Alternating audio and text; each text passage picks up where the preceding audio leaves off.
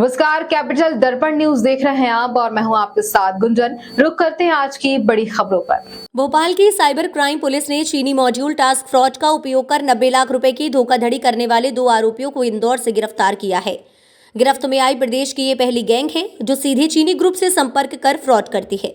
Fraud कर लूटा गया पैसा क्रिप्टो करेंसी के माध्यम से चाइना भेजा जा रहा है। डीसीबी साइबर क्राइम श्रुति कीर्ति सोमवंशी ने बताया है कि ये मध्य प्रदेश की पहली गैंग है जो सीधा चाइनीज ग्रुप के संपर्क में एप्लीकेशन के माध्यम से फ्रॉड कर रही थी। नौकरी का झांसा देते हुए फर्जी बैंक अकाउंट के माध्यम से कई लोगों के साथ ठगी करते थे और ये पैसे क्रिप्टो करेंसी के माध्यम से चीन में एक ग्रुप को भेज देते थे। अभी पुलिस इन आरोपियों से आगे की पूछताछ कर उनके पूरे गैंग को पकड़ने का प्रयास कर रही है। दरअसल इस तरह के मामलों में ये देखने को मिला है कि सरकारी एजेंसीज की जो साइबर सिक्योरिटी की क्वालिटी है वो एट पार नहीं है।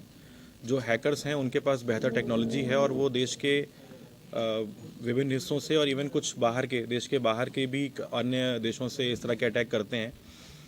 तो उसमें नो डाउट कि जो हमारी नेशनल लेवल पे एजेंसीज है सर्ट इन और जो साइबर क्राइम को देखती हैं उनको अलर्ट जाते हैं और वो टाइम बाय टाइम इस तरह की एजेंसीज़ की जो साइबर सिक्योरिटी है उसकी ऑडिट करती हैं, उसको एनालिसिस करती हैं और उनको जो भी उसमें हेल्प चाहिए होती है वो करती हैं। लेकिन हाँ, ये बात सही है कि अभी सरकारी एजेंसीज़ की साइबर सिक्योरिटी को इन्हेंस करने के लिए प्रयास करने की ज़रूरत है। बिल्कुल, बैंक अधिकारी और सुनारों की और साथ में जिनके नाम पर अकाउंट खोले गए हैं उनकी जो प्राइमरीली जो लिंक निकल के ये आया है कि लोन के लिए जो लोग एलिजिबल नहीं हैं गोल्ड लोन के लिए उनको ये लोन दिए गए हैं।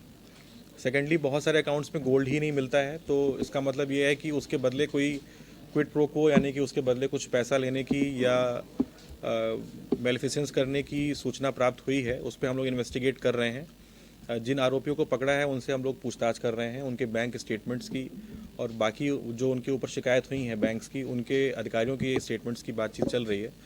इसके बाद उसमें ये निकल के आएगा कि उसमें कितने पैसे उन्होंने लिए हैं या उन्होंने किस प्रकार का अनुचित लाभ जो है वो ग्राहकों को दिया है। पता है आपको कि अल्टीमेटली जितने भी ये फ्रॉड्स के पैसे होते हैं, टास्क फ्रॉड खास तौर से, और जैसे वो लोन ऐप के फ्रॉड होते हैं उनके पैसे, वो अल्टीमेटली इनका ट्रेल जो है वो बिटकॉइन के थ्रू चाइना में पैसे जाने का पाया जाता है।